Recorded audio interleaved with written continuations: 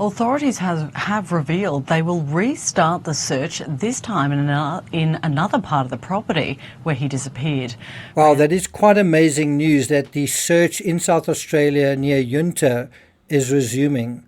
The earliest reports you might remember from the South Australian police were that Gus had wandered off. Do you remember that?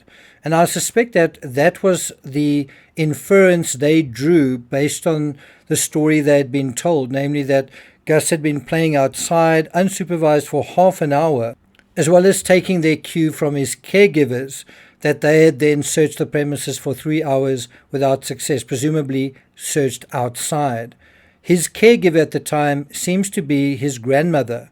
She went out to call him in, presumably because Gus was under her care. The Australian Defence Force will tomorrow join police to scour an expanded zone on Oak Park Station where the 4-year-old was last seen playing 2 weeks ago. I got nightmares in my head, I fear thoughts build up until I can't feel. My mind fills up into a creature and it haunts me somewhere much deeper.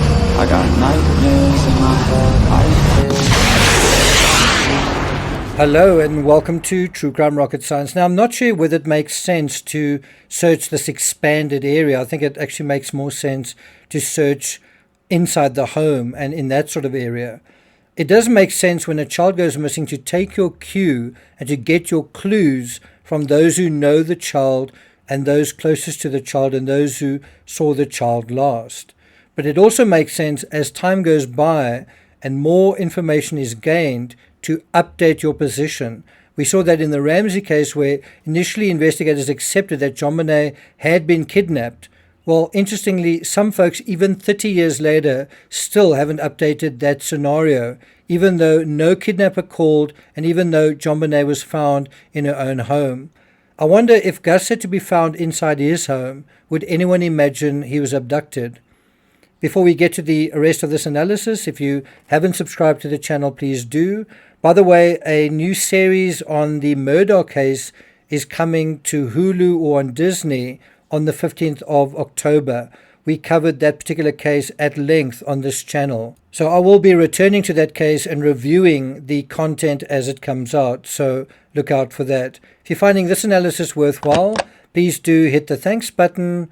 And let's get started. That property 40 kilometres south of Yunta was extensively searched as hundreds of people took to the rural homestead in hopes of finding little Gus alive. However, after a week with no trace of the little boy other than a footprint in red dirt, the hunt was called off. In this analysis, I want to examine two similar intertextual cases in order to understand what we're dealing with here. And then B, we're going to return to the Ramsey case to test and evaluate what we are or aren't dealing with here. Worth playing for? Well, that brings us to A. The J. Slater case we now know involved a scenario where a teenager wandered off and died in a tragic misadventure. What clues supported this scenario? While he was seen wandering off, he was seen leaving the Airbnb by witness Ophelia Medina Hernandez. Also, he informed friends that he was walking off the path in treacherous terrain, and I believe he even told a friend that he had cut his leg on a cactus. Then also, a tracker dog traced Jay's scent to the exact spot where he fell. Also, the spot where Jay fell wasn't far from the last point where his cell phone pinged. This and a host of additional circumstantial evidence all support the same notion that the teenager died in a tragic accident. So that, in a nutshell, is the fabric of the J. Slater case where someone did wander off. So how much of that happened to Gus? I don't think it's too early to exclude this possibility. I think there's a very slim chance that this happened, but the fact that no scent and no other traces of Gus have been found, and since the terrain is far less treacherous than Tenerife, and since a 4-year-old couldn't really have gotten far, I don't think the J. Slater scenario is what happened here. How about a scenario where there is no evidence and someone wanders off? Is that something we've ever seen?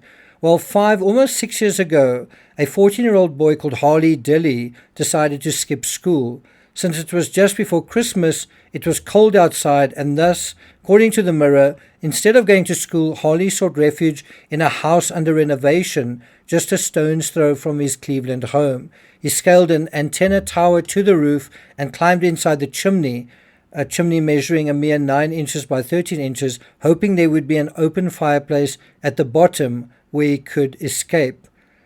Unfortunately, the moment Harley landed feet first at the bottom of the tight space, with his arms stuck above his head, he realized the fireplace was blocked up and that he was trapped. He managed to wriggle free of the clothes that had been pushed up his body during his descent, and he shoved them through a flue vent out into the house. This was later found. But 4'9" Harley was unable to grip onto anything to gain leverage or bend his arms and knees to hoist himself back up the 15-foot chimney, leaving him to face the grim reality of his fate. Must have been pretty horrible. In a desperate search for Harley, his family and local police rallied the community. However, it wasn't until 23 days later that footage from a neighbor's camera led authorities to an abandoned house in Port Clinton, Ohio. So you see, it is possible to leave virtually no traces and not be seen by anyone. But even in the Harley Dilly case, scent dogs could theoretically have tracked him to the house. Yet, even though they were used, investigators and searchers couldn't seem to make any sense of the scent trails that did exist. Remember, there would be a wide variety of scent trails because the boy lived there, and only one signal for the final trail to the empty house. But that is a scenario where someone does wander off and there's no evidence. Well, where is that child ultimately found? Inside a house, inside a structure. Now, it's unfortunate that there don't seem to be any security cameras used at the Oak Park station. One additional trick the authorities could look into are cell phone signals pinging off the relevant towers in that area. Which cell phones were in the area at that time and who did they belong to? CCTV footage in Junta, also from the relevant time period, might indicate any vehicle movements in the late afternoon of Saturday, 27 September. And that brings us to B, what it looks like when someone doesn't wander off. In the Ramsey case, one of the first observations made by first responders was that when they arrived at the house before dawn on the morning after Christmas in Boulder, Colorado, they saw no footprints outside. Not only were there no footprints in the trace snow that had fallen overnight, but no footprints in the frost either, including on the frosted walkways. Have a look at this picture. Are you able to see prints on this frosted walkway? Snow and frost is similar to dust. When someone walks on it, they leave a visible trail. That's really what's missing here. If there was a trail in the Gus Lamont case, the army of deployed searchers would have found it. According to the Daily Mail, despite their best efforts, the only trace of Gus was a single footprint found about 500 meters from the homestead, which police have since cast doubt on. I'm not sure if that reporting is correct. They cast doubt on a single footprint about 5 kilometers away at a dam, along the perimeter of a dam. The footprint, which is actually a boot print, found 500 meters away, does belong, as I understand it, to Gus, whereas the print by the dam does not. Do you agree with that? According to the Daily Mail, hundreds of police, SES volunteers, members of the Australian Defence Force, and specialist divers were deployed, and specialized equipment like infrared cameras, tracking dogs, ATVs, and drones were also used in the search for the 4-year-old. It doesn't seem like he's outdoors anyway, does it? What seems to be a common, if superficial, thread in the Ramsey case and the Lamont case is the absence of footprints outside the home, while there is the contention, the insistence that the child isn't inside the home. We know in the Ramsey case that John Bonet was found hidden in a not very easy to find windowless cellar behind a latched door in the basement of the family home. Could there be a scenario, something like that here? The Daily Mail goes on to note, another vile conspiracy falsely claimed Gus's loved ones are responsible for foul play. Well, I don't know whether loved ones are responsible for anything here, but foul play has now emerged as more likely than wandering off. In fact, this idea that he wandered off just seems more and more unlikely the more you think about it. Why would he wander off as it was getting dark and cold? I'm not saying Gus didn't or couldn't have fallen, however. A scenario that some have suggested in the McCann case, including a suggestion made by the former lead detective, is that Madeleine fell and was subsequently hidden. Now, if the detective's theory is true, then evidence was hidden as well as Madeleine. Evidence was hidden, Madeleine was hidden as well. That could be a potential scenario here, meaning an accident that was covered up. Why someone felt they needed to cover something up, if that's what happened, is something that can only be fashioned or untangled from complex family dynamics.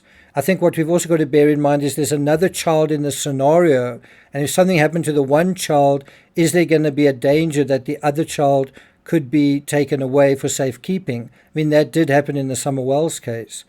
And so what we've seen here so far is there is a fair amount of family instability here. Admittedly, thus far we have limited knowledge of the family members in this case. According to the Daily Mail, quote, "It's unclear if Josie and Shannon's marriage is still intact after Josie transitioned to a woman, but they do still live together." Now, we know about the transgender grandmother, Josie Murray, formerly Robert Murray, who had the nickname Snow before they transitioned. Interestingly, this occurred only after Vincent Pfeiffer died. That's Gus's grandfather. He was apparently a tough war hero. This suggests that Josie kept her true identity or true nature secret from her own father for several years. We also know about the biological father of Gus. His name's Josh, and that he doesn't live on the property. That's also highly unusual, especially in a scenario with two small children and the parents evidently still together and a couple. There are also two individuals we seem to know almost nothing about: Gus's mother Jess and Gus's other grandmother Shannon. We also know there was another infant on the property, Gus's 1-year-old brother Ronnie.